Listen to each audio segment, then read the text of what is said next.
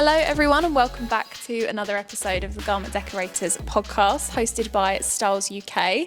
We are the UK's only single source supplier for screen printed transfers, DTF transfers, digital full colour transfers, heat presses vinyl and of course all of your heat print education. Today, Andy and I are thrilled to be joined by Laura from Mantis World. Hi. How are you? I'm very well, thank you. I'm very happy to be here. Good. We're super excited to have you. And we've got a lot in store for today's episode. We're going to be talking all about the babywear market, how you can print, why you should print, how it can increase your business. So we've got a lot to cover, haven't we? We really do, yeah. It's kind of a big untapped market. I think a lot of decorators are maybe a bit anxious about getting into, so I'm here to relieve those anxieties.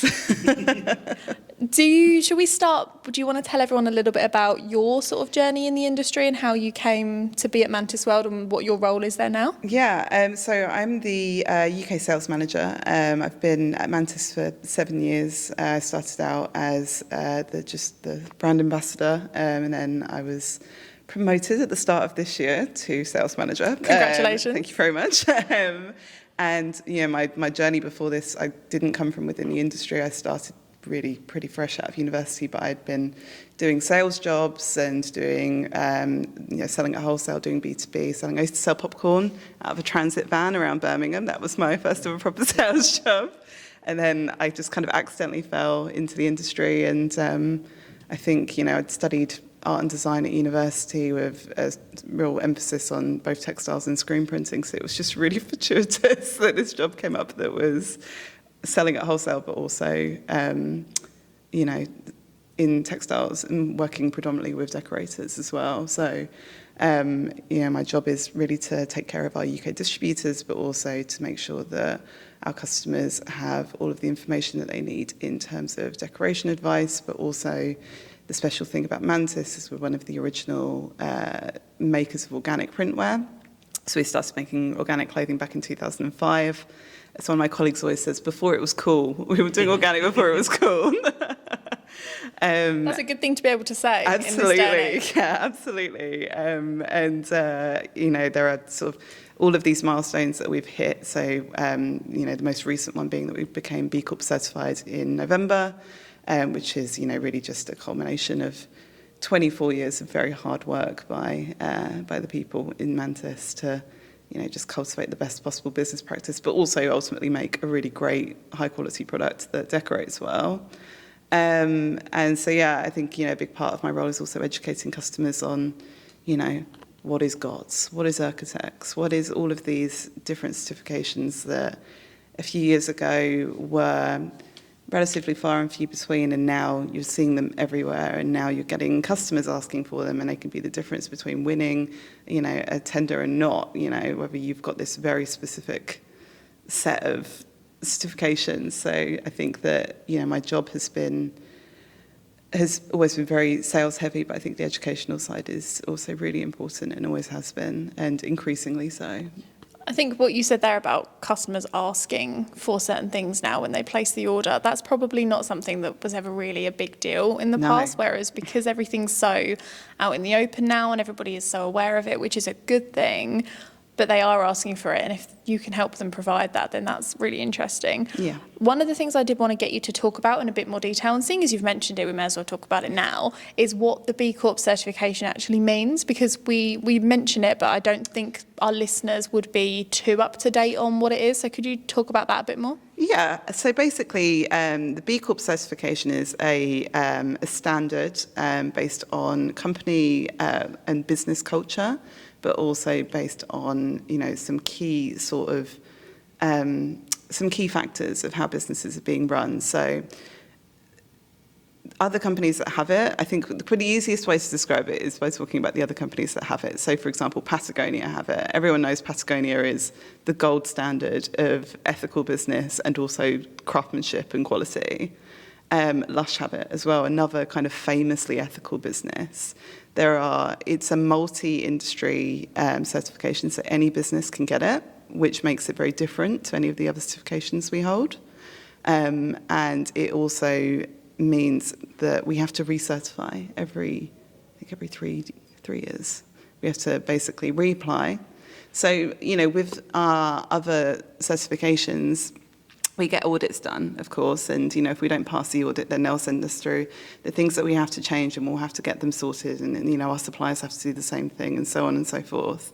With B Corp, if you don't recertify, or if you don't pass the recertification, they take it away from you. Forever, or? I think you can reapply after a certain amount of time. Okay, but they're pretty strict on who they give it to. They're very strict on it. And there are companies in the UK, quite big companies, who have gotten it and then have had it taken away from them with quite a lot of publicity. So as far as the certification process goes, I've never known a more invasive process, very invasive, especially for us as a small independent brand. They were looking into, the personal finances of the people at the top of the company, and, where it just goes far beyond any other process that we've gone through. And it's about us as a company. It's about our company culture. You can put all of this time and effort into making a really nice product using organic cotton, but if the people within the company are, feeling terrorised, that's not an ethical company. So I think that, it covers a lot of bases, and it puts us in a very unique category of businesses now. The other thing about it that is different is that we've had to change the legal framework of the company so that we are now legally responsible to fulfil on the promises that we've made. So, like I said, whereas with some of the other certifications where they'll say, you haven't done X, Y, Z, just, make sure you get it done. And so I think that there's a lot more putting your money where your mouth is with it, essentially. So there is complete confidence when people purchase Mantis World products or Baby Bugs products that they have got that ethical backing behind it. Exactly. Completely. And it's about the ethics, and it's about the environmental as well, because they're two, they're sisters, not twins, so to speak, as things that people should be taking into account when they are buying stuff, when they're manufacturing stuff, is, the environmental side, are you making as smaller impact as you can? But also the ethical side, are people being treated fairly, being paid well, are they working in safe conditions? Because those two things can happen in isolation of one another, but it's better that they happen together. And I suppose people can sort of see one and assume that that's the case for the other one as well, and group them together and go, well, that's fine. And I think this is the interesting thing about GOTS, for example, is that GOTS does cover both the environmental and the ethical standards, but there are other certifications that cover one or the other. And so it's better to have sort of a wider range, but also to just look into these things and just make sure that that, yes, they're looking at, carbon output, for example, but they're not auditing factory standards. So it's, you've got to look into these things and kind of understand like where your priorities are, but also like what ultimately the best combination of those certifications are. But the B Corp certification covers us as a company rather than covering the product, and that's what sets it apart from our other certifications. The product has obviously come into question during the process of applying for it, but whereas something like GOTS is looking at the organic cotton, percentage or whatever, it's not looking at that. It's looking at us as a company, us as a business, and are we putting purpose over profit, essentially? So that's the ethical side of it. From an environmental point of view, obviously Mantis World products are vegan. Yes. Before we sat down to record this podcast, we had a few conversations about what we wanted to talk about, what we wanted to touch on for the listeners. And one of the things that you mentioned that stuck with me was that people are often quite apprehensive about starting to decorate onto these types of products. Now, do you think it's because of the market, or do you think it's because the products are made slightly differently to others in the market? What do you think that sort of hesitation comes from? I think it comes from quite a few different places. I think that for some people it's just not necessarily knowing any babies, and not kind of, I don't have kids, and I've become, you would say, probably a little desensitized to babies' clothes because I'm around them all the time. But I have to kind of say to people, if you've got all of this machinery and you're just doing stuff one-offs when you have, an employee who's going on maternity leave, or, someone that's having a baby and you just want to do a one-off, like, you've got this machinery and you might as well be getting the most use out of it. And you can, knock these things up very, very quickly, very cheaply, and get them, you know, onto your social media, do something and have fun with it. And people start to see movement in a way that they weren't anticipating. So I think that a lot of it is just maybe not necessarily understanding like the opportunities that are there. The other side of it is I do think it makes people nervous because obviously you're dealing with higher standards in terms of safety. And, you know, for us as a manufacturer, our architects, for example, we have to have the highest grade of clearance on architects because we're, you know, dealing with very sensitive skin. And you have to test all the poppers, and there's, you know, no nickel in any of our poppers because I think it's saying like 1 in 100 babies have a nickel allergy. I'm not 100% sure on those figures. I think it's 1 in 100. But, you know, it's not something that I, as both, you know, a person without kids, but also just as, you know, a normal person, I don't know. I don't know. Well, you wouldn't, even if you had kids. They're not the kind of things that you would think about when purchasing the clothes, are they? Exactly. And, you know, when I look at architects in particular, which is our standard that looks at all of the fabric testing, when I look at the things they have to test for, it's no wonder people are so anxious because, like, it's pretty gross, actually. Some of the stuff that goes into more conventional clothing, it's pretty gnarly. And so I think that I can understand those anxieties as well, that people just don't want to put themselves in a position where, you know, they're open to liability, I guess. And also I think maybe some people just don't think it's very cool. I think there's a lot of that as well. Do you think the market is under or oversaturated in terms of people selling printed garments? Because if you go on to Etsy, for example, there are lots and lots of people selling those kind of custom baby grows, rompers, bibs, etc. Yes. But then at the same time, if there are people that have those hesitations, does that leave a slight gap in the market for people that do have the time and the effort to actually research behind what they're printing? I think that there's an oversaturation on certain types of products, but I think that if you are able to come up with an original idea, do something fun, do something that's niche, then you will find very quickly that stuff will fly. As long as you're promoting yourself properly and using social media, and, you know, I think that influencer marketing as well has played a big role with some of our customers and how they've grown their businesses in the last few years. I mean, I had a moment when, this would have been during the pandemic, I think, so probably 2021, and a customer of mine who, I have to say, even to this day, I do not know who the customer was, sent one of our denim jackets, one of our baby denim jackets, to a very famous influencer, put her son's name on the back, and the influencer posted it on her Instagram story, but didn't tag the people that sent it to her, but tagged us in it instead, because he had the Baby Bugs care label in it, and the decorator hadn't taken that out. We all woke up in the morning to 2,000 new followers on Baby Bugs. We had messages from people being like, can I order this in a 12 to 18 months with Brendan on the back? And we had to be like, that's not the sort of business we are. I'm so sorry, but I'm going to have to try and find out who sent this to the woman.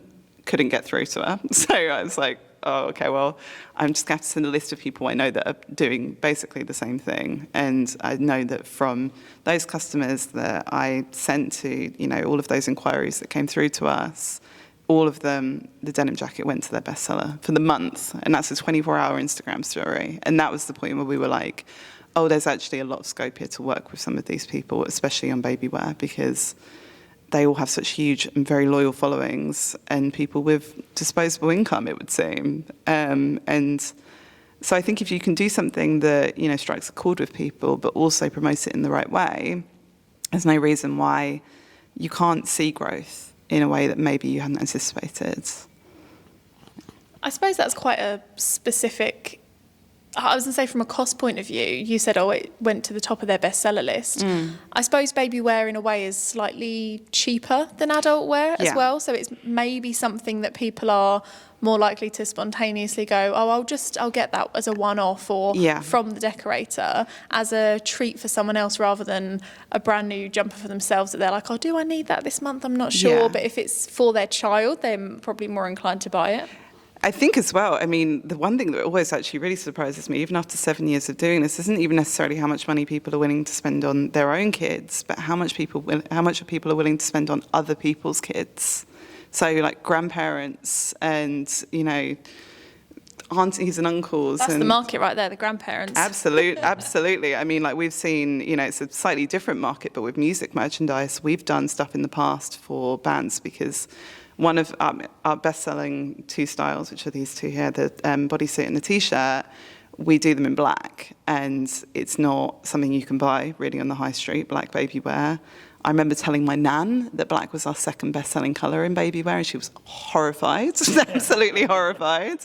But a lot of that is because of music merchandise. And, we've done stuff in the past for bands who, the sort of people that are going to see them, the sort of people that can afford to go and see them, are people that have disposable income and also have grandkids. So, those are the markets to be aiming for, rather than necessarily the parents, because also the parents are the ones that are they're the ones that are going to be more careful with their spending. And also they're looking more towards, your 12 to 18 months in just the cheapest, bodysuits that you can get off and put in the wash and have on a full rotation when you're in the thick of parenting. But the fun stuff, that's all grandparents, 100%. I think the one that was kind of jumping to mind as we're talking about this as well is, like you were saying earlier about, you've got the equipment, you know how to decorate onto clothing. I mean, we've decorated onto Mantis stuff for years and it's easy. Thank you. Well, it is though, isn't it? That's like tick, tick, tick. But I was thinking, we always tell our customers that, look for the chimneys, look for what's on your doorstep. And normally we're talking workwear, how many manufacturing places there are, because that's bread and butter stuff. You go and I needed 3 polos, I need a high vis and things like that. But I don't think there's any reason you can't apply the same logic as well to baby wear. Like saying music merch, if you're doing the adults music merch, do the kids' music merch. Exactly. But but because it's an emotional buy for a child, but it could be that actually I don't know, why don't you approach every nursery within a certain mile radius and say, do you want to have custom T-shirts? So it's like a kind of school uniform of sorts, but it doesn't have to have any rules applying to it. Precisely. It could be a fun thing, and you could recycle them every couple of months as the children grow. They'll grow out of them. So it's with one born every minute, and they're always growing and growing and growing. It's it's not like you have good quality T-shirts, but some T-shirts you're like, well, I'll expect them to last for 3 or 4 years. With the kids one, you're like, if it lasts 3 months, I'm happy. It could be 5 wears. If it's a good quality, it'll be get worn and worn and worn. But it's there's an opportunities there within what's on your doorstep, I think. And I think it is kind of, you've touched on a really good point there, which is, there is a certain irony to me talking about all of these, issues of sustainability, and then, you're making a product that, generally speaking, babies grow really, really fast. And, a lot of the people that are buying stuff for newborn babies are buying 0 to 3 months or 3 to 6 months. And babies now, by the time that they're 3 months old, they're getting bigger. Babies are getting bigger, right? And so it's there is this kind of balance that we've had to strike about how do we make sure that we are manufacturing something responsibly that is going to last. And I'm the youngest child in my family, so I never had any new clothes of my own. And I think that the personalisation trend that we've seen in the last few years has maybe done some damage to the hand-me-down kind of culture. So I think that I've seen customers change their way of going about personalisation. So rather than going with a first name, going with a last name, Baby Smith. Yeah. Or I think with mini-me trends as well, big sister, little sister, rather than it being names, because then, if you have another baby, you can get the big sister, little sister jumpers back out and everything's great. So I think that there are ways of making it more sustainable. And also, as you said, the quality is ultimately the most important thing in that, because you can wash it. You can wash it at a hot temperature because babies are generally quite messy. And you still have a really great product at the end of that you can reuse over and over again until the point where, you're you can't. You've got no one left to wear it. So, and I think that there is a lot of low-hanging fruit out there. As you said, nurseries are a really great example. Merchandise is a great example. I speak to people who are doing workwear where they say, I did like a mini version of a quarter zip. We do a baby quarter zip. I did a mini version for, the boss's son with the company name on it. And people loved it so much that they started asking me for I want one. And it's the same with baby grows. And you can do it so easily and make a real impact for a very low cost. And like you said, Molly, it's lower in terms of the initial investment than it would be on adult wear. There's no VAT on baby wear either, so it really is low. And you don't have to go nuts. Like, you can start with a bib, you can start with, just a T-shirt and go from there before you start looking at, denim jackets and all of the sort of additional extras that you can put into that. But it's all very easy to get into, and like you said, very easy to decorate. It's been designed that way. Yeah, and I think as well, for the people that are coming at this from more from a brand angle, so perhaps you're starting a brand around baby wear and you're decorating it yourself or for someone else, is that if you have a good quality product, people are going to want to come back to you time and time again because it's something that parents can trust. They know that their child enjoys wearing it, they feel comfortable wearing it, they look cool wearing it. Yeah.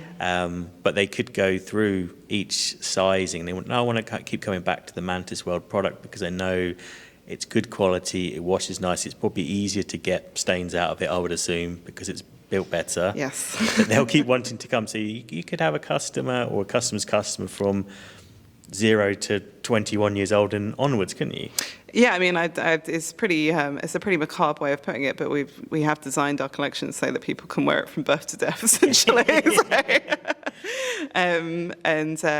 It is something that over the last few years we've really tried to streamline our collection down.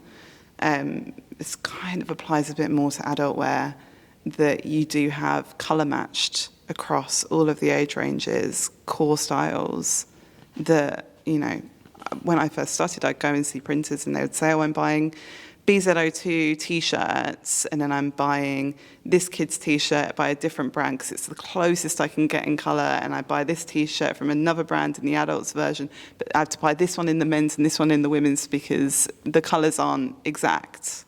And so a few years ago, we decided, no, we'll just consolidate everything down to one supplier, essentially, and have all of the fabrics coming out the same place so that there is no inconsistency. I mean, there's always going to be a little bit of inconsistency, but within tolerance, so that you do have a full family of products that everyone can wear, and you have, a one-stop shop, essentially. I suppose that's quite a good way to look at it from if people are selling children and, like you said about the whole mini-me, the mama, that kind of thing. Baby wear's a great market to get into, but if you're selling that and you're selling it to parents or grandparents or aunties, uncles, etc., they are probably the ones that are more likely to buy, the mama present as well, and buy the matching T-shirt. And we talk a lot about how to increase your profits with your current customer base rather than going out and looking for lots of new customers, which is great as well. We're not against everyone getting new customers. Love new customers. Love new customers. Keep them coming. But if you can increase your profits from your current customer base, then that's just an easy way to increase business revenue, right? Yeah, absolutely. And I think, I've spoken to a lot of people over the last few years who have been having babies, and I sometimes get a sense from especially new mums that everyone buys presents for the baby, no one buys presents for the mum. I had this exact same thing, yep. So my cousin had a baby recently, and I say recently, about 6 months ago, and my mum did the whole, buy all the baby presents, and I looked at her and I just went, you need a self-help hamper. So I made her a big self-help hamper with a mama jumper in it. Yeah. And she appreciated that so much. Absolutely. So I think you're right, there's definitely a market for that. Yeah, and it's the way that the trends are moving anyway. I think, like I said, social media is such a powerful driver of trends in this market, and the more you see people, dressed in identical clothing to their kids and their husbands and everyone's, I think the Christmas pajama trend has a lot to answer for, and from there it's just spiraled wildly out of control. And it is a nice break from Hindu t-shirts and those sort of more, this is stuff that you can make in a way that it doesn't have to be done cheaply. Like, it's not a promotional product. It's not a one-wear kind of thing.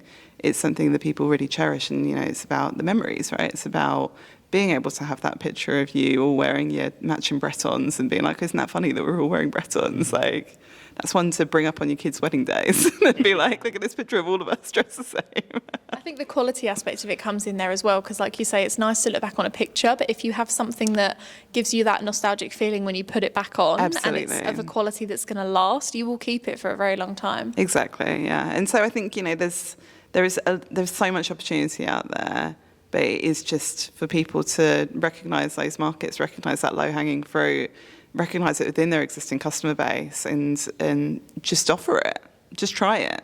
And it's pretty low risk in the grand scheme of things. In comparison to a lot of other things in this industry, it's very low risk. So is there any particular sort of design or combination of products that you see succeeding in the market at the moment? Anything your customers are doing and you're like, oh, that really works? So I think that the babywear market still, despite having this kind of emotional, impulsive aspect to it, I think that a lot of people are still very value-driven. And I think that this idea of bundling products together, everyone kind of wins when you do that, because it's just additional margin for everyone, basically. And then for the person at the end, they don't have to go out and they don't have to buy the bib and the hat and the blanket as well as the bodysuit. Like, they have a fully realised gift that's, all made in the same place and has, the same consistency of material and hasn't been kind of cherry-picked from lots of different suppliers. So that is something that I think works for everyone. There are some really unique ways of doing it. It's something I'm increasingly seeing people get very creative with because I think they're trying to stand out in the market. There's one company that they make like bouquets. They like fold up like baby t-shirts so that they look like roses, and then they put them like together into like a bouquet, and so you've kind of got a bundle, but it looks like a bouquet of flowers. I saw that, but with chocolate. Yeah. People do that with sweets and stuff as well, don't they? Yeah. It's really cool, and it's obviously working for them. So I think if you can do something creative like that, people love something like that. People love something that's a bit different. And again, it's not necessarily people buying it for their own kids. It's being able to go to the baby shower and being like, look what I bought. I bought the best gift here. That is so true. And I think that actually applies across the board for a lot of babywear. Is, there are kind of elements of bragging rights, like, what did Auntie Laura bring for this baby? I bet the expectations are high for you, seeing as the industry that you work in. I'm incredibly pragmatic about it, actually. I tend to give people, like, so bad. I said when my cousin had her babies, I said, like, everyone is going to get you 0 to 3 month stuff. Your babies are going to be in them for 2 weeks, and then you're going to have nothing. You're going to have nothing that's maybe 12 months onwards. So I'm going to give you now 20 white baby grows in, what was that? I think it must have been 18 to 24 months I gave to her, because I said, no one's going to buy these for you. And in 18 months' time, you're going to be so grateful that you've got these. And then when she had her second baby, I did the same thing again, but I think I did it with a discontinued colour. Hey, they're never going to know. They're never going to know. Yeah. So yeah, the expectations are actually very low. But I have some contacts and I have some customers that do really wonderful stuff with our products, and I love seeing it out and about. And I did have a moment recently where I was in a Nando's and there was a family sitting on the table next to me, and they were wearing one of our mini-me styles that they'd bought from a customer of mine in Birmingham. And they were all wearing the Bretons, and there was someone from every generation around the table. And the person I was with, I was like, would it be weird if I took a picture? And he was like, Yes, absolutely, it would be weird. They're like, they don't know your role in this story. You can't be taking pictures of people's kids in public. It's weird. I was like, but it's our product. And he was like, no. Just slide them a business card and go, would you like to do a shoot with us? Do like the official brand deal? Yeah, someone paid you to be here because this is a bit too much of a coincidence. So seeing stuff like that, it's really lovely to see. And when you see it actually out in the wild, it's fantastic. It proves that it actually is a profitable side of the business, though, isn't it? Because we can sit here all day and talk about how to do it and why people should, but people at home could be listening and watching this thinking, but is it actually going to profit? Are people actually going to buy it? Exactly. And, I think that there's always this aspect, there are so many facets of the printwear industry that rely on this idea of repeat custom, corporate wear, workwear, merchandise. People get very sort of set in their ways of, this is the product I like because it decorates well, because it washes well. And I have the same customer and they come back to me once a year and they order X amount. And that's it. There's no diversion from that, and that's great. I mean, it's part of the reason why why the industry is so successful is because people are making really great products that fit their purpose. Mm-hmm. And so we're sitting in a bit more of a open space where, first of all, we are trying to say to people to buy less stuff and to buy better quality, which again is maybe a bit counterintuitive considering the nature of the industry that we're in. But it is the way that things are moving, unfortunately, and I think that there's not a lot of getting away from that. I think that customers and brands are starting to take that very seriously. But also, I think that people are really loyal to companies like Baby Bugs because of exactly what you were saying about the reliability, about being trustworthy. Of course, there are other brands that have baby wear in their collection, but really in terms of focused baby wear, we're not in a crowded market at all. And a lot of that is because we're very dedicated to it, and it's not just an add-on for us. It's really, I would say we're probably more well known for our baby wear than we are for anything else. Especially for these two. I always call these two the mortgage payers. Everything else is just for fun. For everyone watching YouTube, I'm just going to hold up. So which one is this that we have? So this is the BZ10. Oh, sorry. Totally forgot about that. This is the BZ10. So this is our baby bodysuit. It's got an envelope neckline. It comes in a ton of colours. I think we're up to 26 colours now. With baby wear, we can have, I was saying this to you both earlier, with baby wear, we can have a lot more fun when it comes to colours because the trends don't move as fast as they do for adult wear on the high street, and we really try to not be too trend driven, which is difficult because we are more fashion orientated in terms of when we bring out adult styles. Also, as part of actually our B Corp journey, one of the things that we've promised is that any product we bring in, any SKU we bring in, has got to have a shelf life of at least 5 years.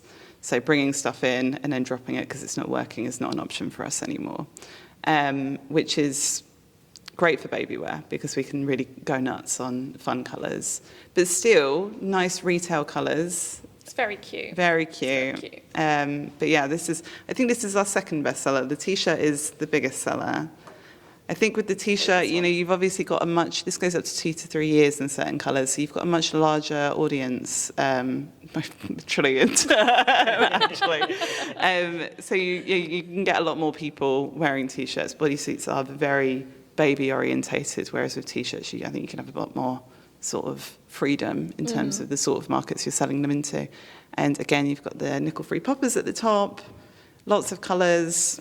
It's a really great T-shirt, actually. And again, we've been selling these for a long time. We've sold millions of them over the years. I would imagine quite a lot of babies have spent a lot of time in our garments, not just people who are the kids of Mantis World employees, but they are tried and tested. And it's one of the benefits as well of being a smaller company is that when we do get feedback on product, and that is on the decoration front, it's on the quality front, anything to do with that, it gets to the top so quickly and it can be rectified very quickly.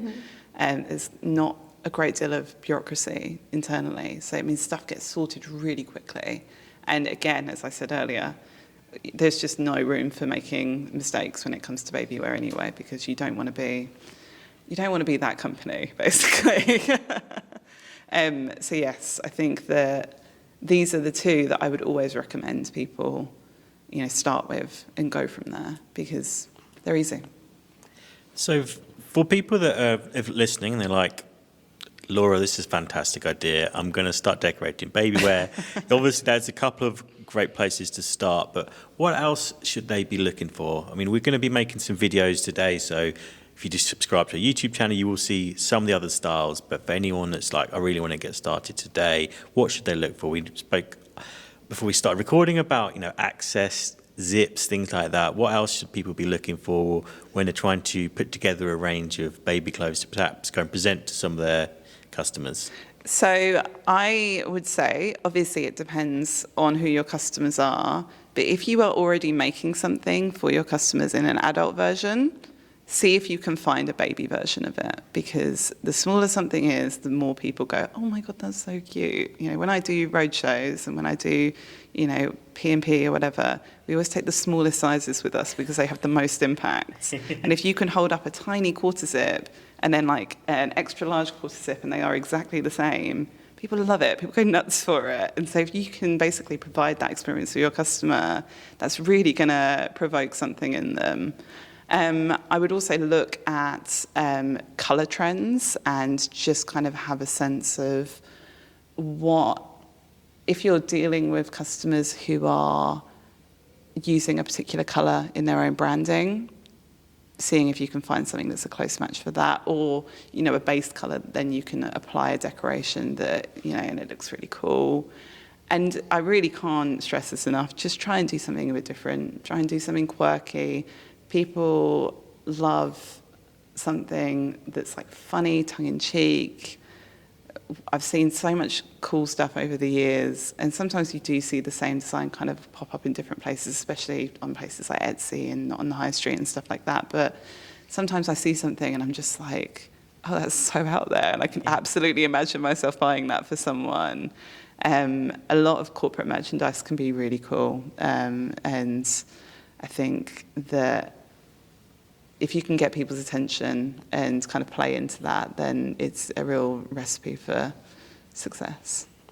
I'm going to spin the question round, and I'm going to ask you a question, Andy. Okay. So don't look scared. So obviously, the method for success of printing babywear is very important, and we discuss the types of products, the colours, the trends, etc.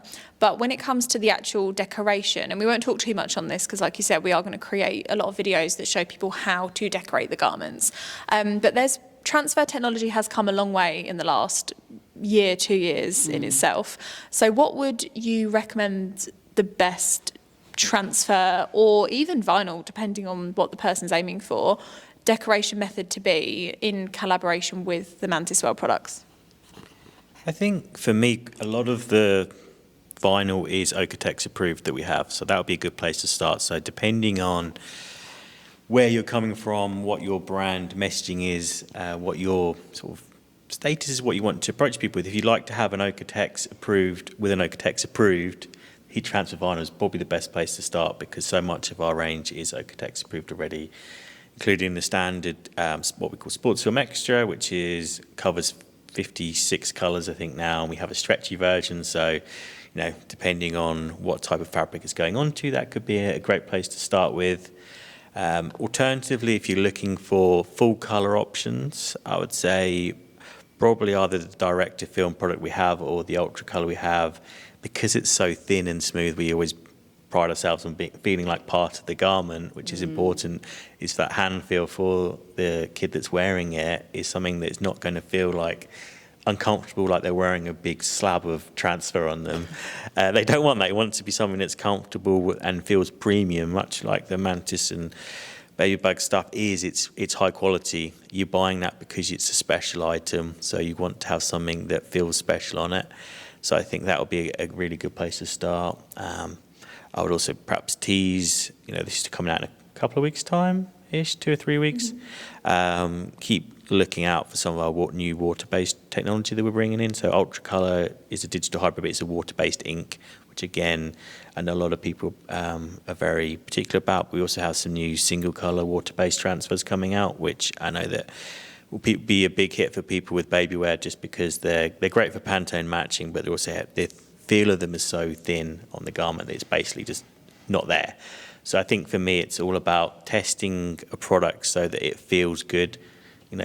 So that it's really important is when you want something that's going to last. All our stuff will wash high. It will last a long time. It lasts through generations, or many siblings, as you mentioned earlier, Laura. But I would say that go for the feel is a great place to start as well. Cool, thank you. I just wanted to get that in there because we did discuss the decoration side of it before the podcast, and we did this whole thing, and I was like, we haven't actually spoken about how to apply on them. I think it's good. There's so much choice now, like you said. The technology's come on leaps and bounds in such a short amount of time, and really kind of revolutionised the way people are decorating our garments. And I think that if you can have something that has durability and flexibility, a few years ago that was a lot harder to get hold of as easy as it is now. And so again, it's that longevity, and it's you're choosing to decorate a responsibly sourced garment in a responsible way, and it's a win-win. Yeah.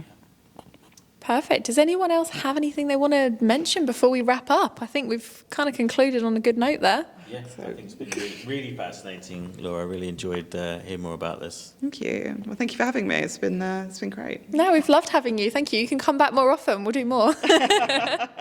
As Andy said, we are going to be recording lots of videos today on how to apply onto different baby products, how you can increase profits, how to get started, all of that good stuff. So if you do want to be the first to know about that, then make sure to subscribe to the Styles UK YouTube channel.